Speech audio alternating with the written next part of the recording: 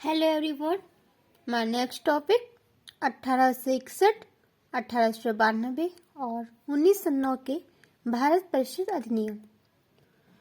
अब मैं इसके अंतर्गत देखूंगी थोड़ा 1857 की जो महान क्रांति हुई, यानी 1857 का जो स्वतंत्रता संग्राम हुआ, इसके बाद ब्रिटिश सरकार ने महसूस किया कि भारत में शासन चलाने के लिए भारतीयों का सहयोग लेना आवश्यक है, क्योंकि जब 1857 का स्वतंत्रता संग्राम हुआ तो भारत के विभिन्न स्थानों से विभिन्न लोगों ने भाग लिया, जिससे भारतीय जनता में अंग्रेजों के प्रति आक्रोश उत्पन्न हुआ। इससे अंग्रेज थोड़ा भयभीत हुए। तो इस अंग्रेजों ने सोचा और महसूस किया कि अब जब तक भारतीयों का सहयोग नहीं मिलेगा, भारतीय जनता का सहयोग नहीं मिलेगा, तब तक उस पर शासन करना आवश्यक जो है सफल नहीं हो सकता।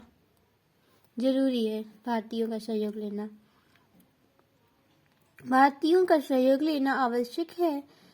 इस सहयोग नीति के तहत ब्रिटिश संसद ने 1861, 1892 और 1909 में 3 नए अधिनियम पारित किए। 1961 का भारत परिषद अधिनियम भारतीय संवैधानिक और राजनैतिक इतिहास में एक महत्वपूर्ण अधिनियम था। 1861 का भारत परिषद अधिनियम इम्पोर्टेंट क्यों था, अब हम इसकी विशेषताएं पढ़ेंगे। नंबर 1, इसके द्वारा कानून बनाने की प्रक्रिया में भारतीय प्रतिनिधियों को शामिल करने की शुरुआत हुई। इस प्रकार वायसराय कुछ भारतीयों को विस्तारित परिषद में गैर सरकारी सदस्यों के रूप में नामांकित कर सकता था। 1862 में लॉर्ड कैनिंग ने 3 भारतीयों, बनारस के राजा, पटियाला के राजा के महाराजा और सर दिनकर राव को विधान परिषद में मनोनीत किया था। ये भी एक क्वेश्चन जो है हम लोगों के जो कॉम्पिटिटिव एग्जाम होते हैं उसमें ये जो क्वेश्चन बन सकता है। 1861 के जो भारत परिषद नियम था, इसके तहत 3 भारतीयों को, लॉर्ड कैनिंग ने 3 भारतीयों को विधान परिषद में मनोनीत किया था। वो 3 व्यक्ति कौन कौन थे? बनारस के राजा, पटियाला के महाराजा और सर दिनकर राव। नंबर 2, इस अधिनियम ने मद्रास और बम्बई प्रेसिडेंसियों को विधायी शक्तियां पुनः देकर विकेंद्रीकरण की प्रक्रिया की शुरुआत की। इस प्रकार इस अधिनियम ने रेगुलेटिंग एक्ट 1773 द्वारा शुरू हुई केंद्रीकरण की प्रवृत्ति को उलट दिया। एक क्वेश्चन यहाँ पे बनता है कि 1773 का जो रेगुलेटिंग एक्ट था, जिसने केंद्रीकरण की प्रवृत्ति को अपनाया था, केंद्रीकरण की प्रवृत्ति को किसने खत्म किया? 1961 का भारत परिषद अधिनियम, विकेंद्रीकरण की व्यवस्था इन्होंने प्रारंभ किया। इस प्रकार से जो केंद्रीकरण की व्यवस्था थी वो रद्द हो गई, प्रवृत्ति को उलट दिया और 1833 के चार्टर अधिनियम के साथ ही अपने चरम पर पहुंच गया। इस विधायी विकास की नीति के कारण 1937 तक प्रांतों को संपूर्ण आंतरिक स्वायत्तता हासिल हो गई। 1837 तक जो प्रांत थे उनको संपूर्ण आंतरिक स्वायत्तता, मतलब जो उनकी आंतरिक व्यवस्था थी, सत्ता थी, वो उनको मिल गई। नंबर 3, बंगाल, उत्तर पश्चिम सीमा प्रांत और पंजाब में क्रमशः 1862, 1866 और 1857 में विधान परिषदों का गठन हुआ। नंबर 4, कहाँ हुआ? बंगाल में हुआ और उत्तर पश्चिम सीमा प्रांत और पंजाब में क्रमशः जो है विधान परिषदों का गठन हुआ। इन ईयर में, किस ईयर में? 1962 में हुआ, फिर 1966 में हुआ, फिर 1862 में हुआ, 1866 में हुआ, फिर 1857 में। नंबर 4, इसने वायसराय को परिषद में कार्य संचालन के लिए अधिक नियम और आदेश बनाने की शक्तियां प्रदान की। वायसराय को अब और अधिक शक्तियां प्राप्त हो गई कार्य संचालन के लिए, ताकि वो परिषद में कार्य संचालन के लिए और भी नियम बना सके, लागू कर सके। इसने लॉर्ड कैनिंग द्वारा 1859 में प्रारंभ की गई पोर्टफोलियो प्रणाली को भी मान्यता दी।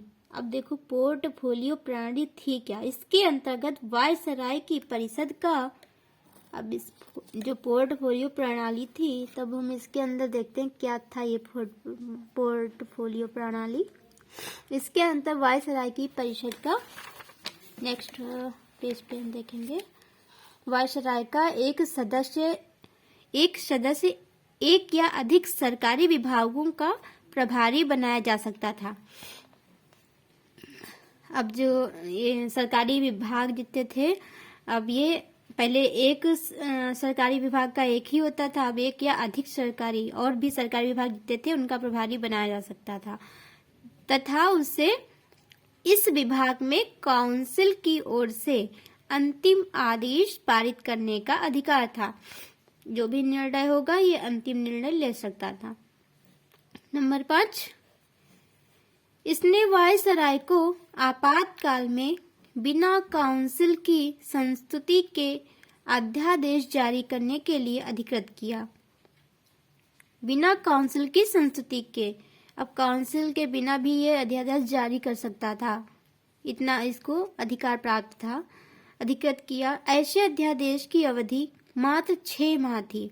अब ये जो ऐसे में अध्यादेश पारित करेगा, जो आदेश पारित करेगा, वो लागू कब तक होगा? 6 माह तक लागू होगा, 6 महीने तक।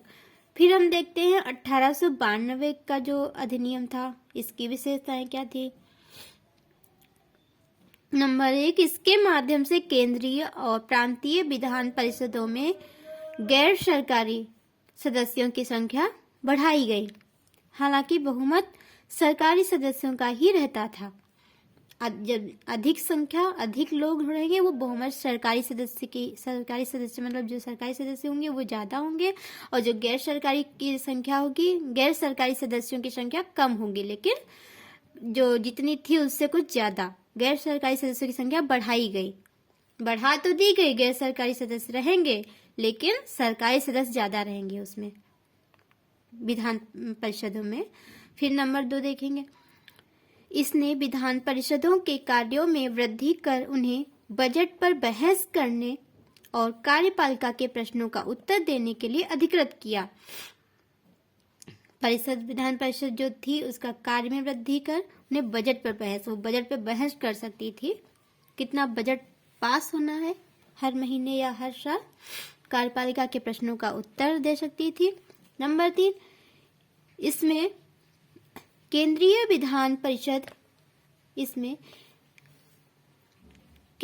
विधान परिषद और बंगाल चैम्बर्स ऑफ कॉमर्स में गैर सरकारी सदस्यों के नामांकन के लिए वायसराय की शक्तियों का प्रावधान था। इसके अलावा प्रांतीय विधान परिषदों में गवर्नर को जिला परिषद, नगर पालिका, विश्वविद्यालय, व्यापार संघ, जमींदारों और चैम्बर ऑफ कॉमर्स की सिफारिशों पर गैर सरकारी सदस्यों को नियुक्त करने की शक्ति थी। वही बात, गैर सरकारी सदस्य भी अब नियुक्त होने लगे थे, नियुक्त किए जा सकते थे। फिर इसके आगे, इस अधिनियम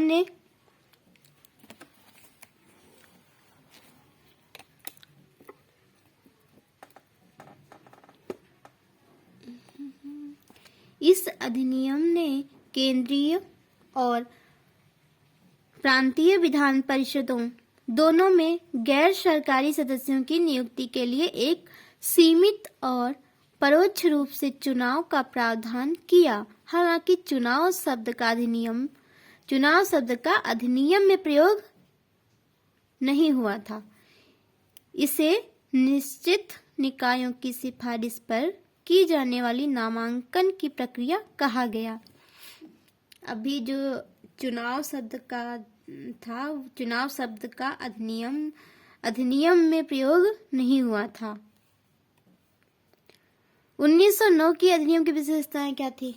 अब हम इसके अंतर्गत देखेंगे। 1909 की अभी तक हमने देखा, 1862 का देखा इधर, और उधर मैंने 1861 का जो भारत शासन भारत परिषद अधिनियम था उसकी विशेषताएं देखी। 1862 के अधिनियम की विशेषताएं देख लिया मैंने। अब हम लोग पढ़ेंगे 1909 के अधिनियम की विशेषताएं। 1909 की अधिनियम की विशेषताएं क्या थी? नंबर 1, इसमें पहले देखेंगे, इस अधिनियम को मार्ले मिंटो सुधार के नाम से भी जाना जाता है। मार्ले मिंटो सुधार के नाम से भी जाना जाता है। मार्ले मिंटो क्यों कहते हैं? जैसे हम लोग अभी तक बहुत लोग ऐसे हैं जो 1909 के अधिनियम को मार्ले मिंटो सुधार के नाम से तो जानते हैं, लेकिन ये नहीं जानते कि मार्ले मिंटो सुधार क्यों कहा जाता था। अब देखो, हम क्यों कहा जाता था। उस समय लॉर्ड मार्ले इंग्लैंड में भारत के राज्य सचिव थे। इंग्लैंड में भारत के राज्य सचिव थे। कौन थे? लॉर्ड मार्ले। और लॉर्ड मिंटो जो थे भारत में वायसराय थे। लॉर्ड मिंटो भारत में वायसराय थे और लॉर्ड मार्ले इंग्लैंड में सचिव थे, राज्य सचिव भारत के। इसीलिए इसे मार्ले मिंटो सुधार कहा जाता है। नंबर 1, इसकी विशेषताएं आप देखेंगे। इसने केंद्रीय और प्रांतीय विधान परिषदों के आकार में काफी वृद्धि की। केंद्रीय परिषद में इनकी संख्या 16 से 60 हो गई। जो केंद्रीय परिषद थी, इनमें पहले संख्या थी 16, फिर 60 हो गई। प्रांतीय परिषदों में इनकी संख्या एक समान नहीं थी।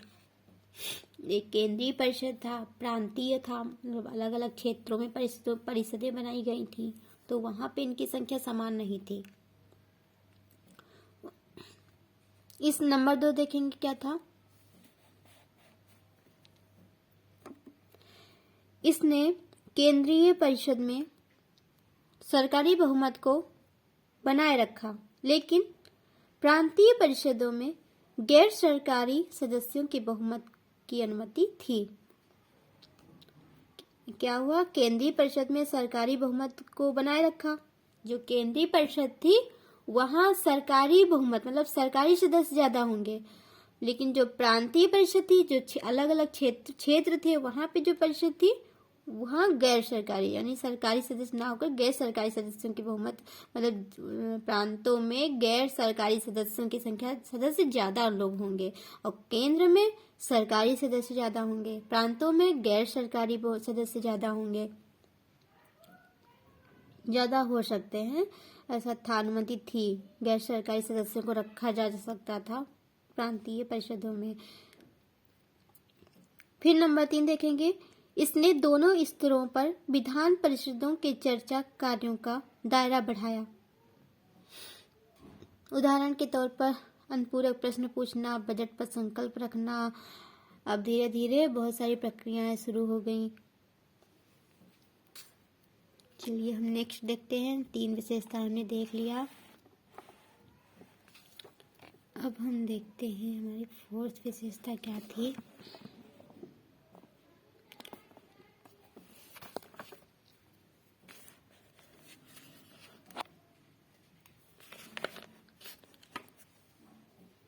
नंबर 4 इसमें देखेंगे। इस अधिनियम के अंतर्गत पहली बार किसी परिषद की वायसराय और गवर्नर की कार्यपरिषद के साथ एसोसिएशन बनाने का प्रावधान किया गया। सत्येंद्र प्रसाद सिन्हा वायसराय की कार्यपालिका परिषद के प्रथम भारतीय सदस्य बने। उन्हें विधि सदस्य बनाया गया था। सत्येंद्र प्रसाद सिन्हा प्रथम भारतीय सदस्य बने थे वायसराय की कार्यपालिका परिषद के। नंबर 5, नंबर 5, इस अधिनियम ने पृथक निर्वाचन के आधार पर मुस्लिमों के लिए सांप्रदायिक प्रतिनिधित्व का प्रावधान किया। इसके अंतर्गत मुस्लिम सदस्यों का चुनाव मुस्लिम मतदाता ही कर सकते थे। इस प्रकार इस अधिनियम ने सांप्रदायिकता को वैधानिकता प्रदान की और लॉर्ड मिंटो को सांप्रदायिक निर्वाचन के जनक के रूप में जाना गया। नंबर 6, इसने presidency, corporation, chambers of commerce, विश्वविद्यालयों और जमींदारों के लिए अलग प्रतिनिधित्व का प्रावधान किया। अब हर जगह पे अलग अलग प्रतिनिधि चुने गए। नेक्स्ट टॉपिक में हम कवर करेंगे 1919 का जो भारत शास्त्र अधिनियम था। अभी हम यहीं तक बस देखेंगे, स्टॉप करते हैं। Thank you everyone for watching my video.